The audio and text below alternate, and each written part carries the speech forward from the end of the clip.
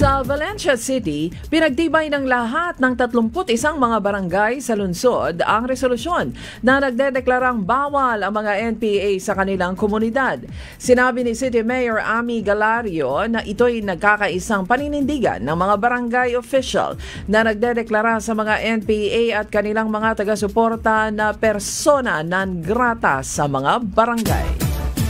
Sa Tarragona, Davao Oriental, binisita ni Pangulong Marcos ang bayan na ito na isa sa mga pinakaapektado ng lindol noong nakaraang linggo.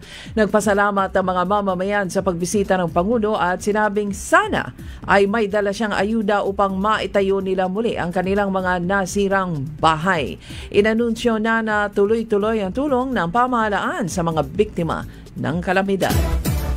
Sa Buena Vista, Agusan del Norte, kahit may kalamidad, ipinagpatuloy ng mga katutubo ang kanilang pagtitipon sa pamamagitan ng palaro na inorganisa ng Philippine Sports Commission o PSC.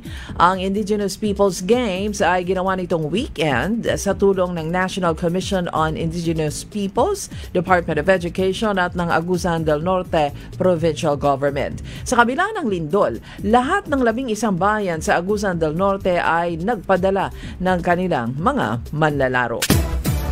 Sa Basilan at Tawi-Tawi, huli kahapon sa magkahiwalay na operasyon ng Western Mindanao Naval Command ang dalawang sasakyang pandagat na may sakay ng kontrabando sa karagatan ng Basilan at Tawi-Tawi. Kabilang sa mga kargamentong hindi dokumentado ay 100 kahon ng smuggled cigarettes, 50 drum ng diesel, 6 na LPG tanks at assorted goods.